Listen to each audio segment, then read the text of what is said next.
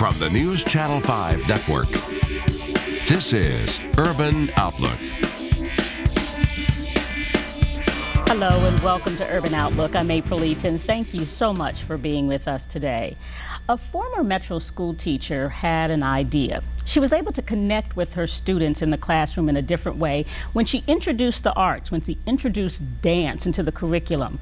So she left Metro schools and took this show on the road, literally. It's a program called Dancing Through the Curriculum, and Ashley Mushamba is the one that runs this program, the director of this program, and thank you so much for being with us today. Thank you for having me. So talk a little bit about how this all got started. You used to be a Metro school teacher, but Yes. you were doing something differently in your classroom, I understand, to connect with your students in a different way. Start there for us.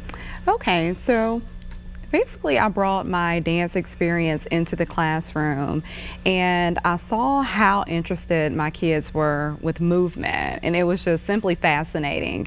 And I knew that I could make a difference, and I also could boost up test scores by incorporating movement. So my kids would learn through cheers, they would learn through dance routines, and they even choreograph their own dance routines to learn different parts of a story. Wow.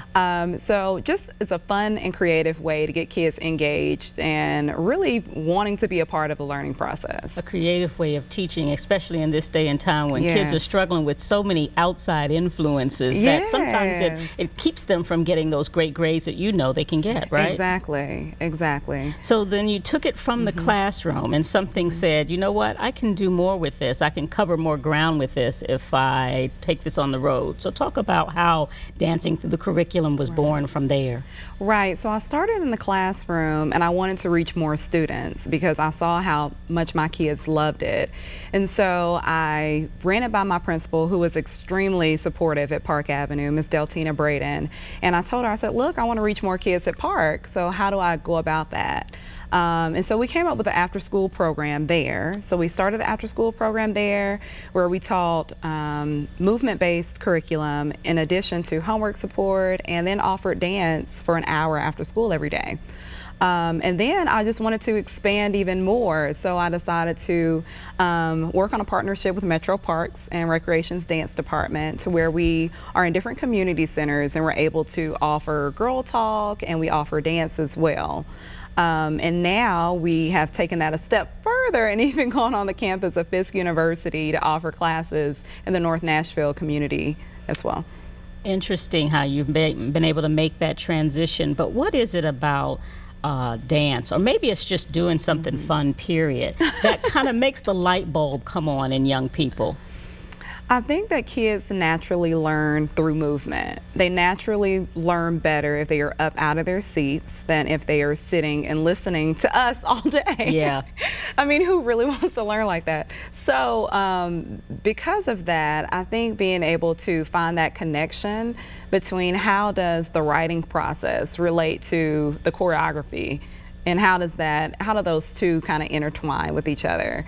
Being able to make that connection is it's just amazing for kids to be able to make that connection. And you said you were able to kind of see those test scores change too. Give me an example of prior to, and when you say sitting and listening to teacher, it makes me think of that little segment in the Charlie Brown commercials where you hear them womp, womp, womp, womp, yes, womp, womp. And that's literally that's what it kind of sounds like after a while, right? With just sort of in front of the blackboard, and I guess it's a whiteboard these days, but just sort of download, versus what you were able to do to kind of get them not only moving, but motivated to learn. What did you see as far as the changing in grades or even the change in enthusiasm for learning? I saw mainly a change in confidence, and that confidence kind of trickled over into their grades, because if they're able to dance in front of each other, then giving a speech is no problem. Or, you know, even being able to see that, oh, maybe I don't have to verbally communicate about this story. Maybe I can dance it out. And that's okay, as long as I saw some type of understanding. And so I realized that if I was given the option, if I'm giving options to children to be able to express in other ways other than just writing or verbally presenting information, we're all in a better situation. Yeah. So what does it look like now? Because you're going from park program to park program because you've got that relationship with Metro Parks. So I'm assuming that you're at many of the parks in town. And then on campus at Fisk, how are you able to keep up with all of the places that it sounds like this program is now filtering into? Well, I definitely have to say it's not me. We have a team of wonderful people. I have an amazing board who's really supportive. I have team members who have been with me since the day we opened our doors. A lot of contracted artists. We have volunteers and interns even from local colleges and universities. So contrary to what many people would like to believe, it's not a one-woman show. We have a lot of different support areas. So that's how we're able to make it flow. You have how many sites now where you're doing the program? We have Park Avenue Elementary. We're also at Nia Montessori. We are working on a collaboration with East End Park. We have Patterson Park Community Center in Murfreesboro. And we also have Hatley Park Community Center here in Nashville.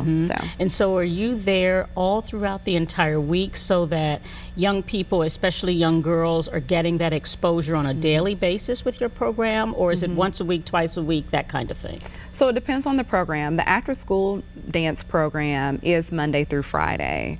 But the community dance division, where we really focus on uplifting girls and exposing them to dance and ballet, tap, jazz, all that good stuff, that's offered once a week, and the participants have the option of also doing it twice a week. So it really depends on what they sign up for. Is it free for participants? Some of our participants are on scholarships, while others they pay based on income, and then others pay the full tuition. Gotcha. So, and then age ranges for the girls. If you're at Park Elementary, I think at Park Elementary, so you're talking about the younger girls up through middle school or high school? Yeah, so from about the ages of 5 to about 11, we offer, the after-school program and the dance division classes. And from about 11 to 13, we also have separate classes for them as well in our community centers.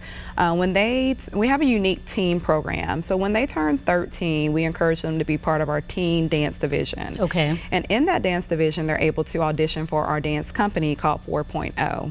Now 4.0 is really cool because we give dancers the option to actually get paid to perform and paid to come to practice.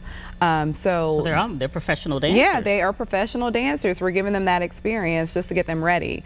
And leading those classes, we actually have interns from universities who are also in the dance program, so they can also get a taste of being an artistic director for a company. So we're really trying to give them that professional experience if those girls are interested in going that route. And is it based on grades? Because I'm assuming that 4.0 has a little bit to do with the goal of striving toward those grades. Yes, we would love for all of our participants to make sure that they are making the grades in the classroom, basically being able to perform in the classroom and in the studio is what we like to say.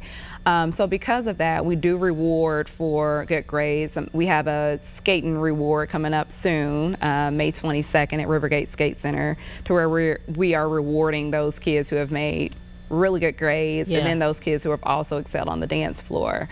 And then we also have options for tutoring at the local community centers and a study hall for our 4.0 dance members. So. And then are there other performances that the girls get to do or the students get to do outside of the studio, and what does that look like for them? Yes.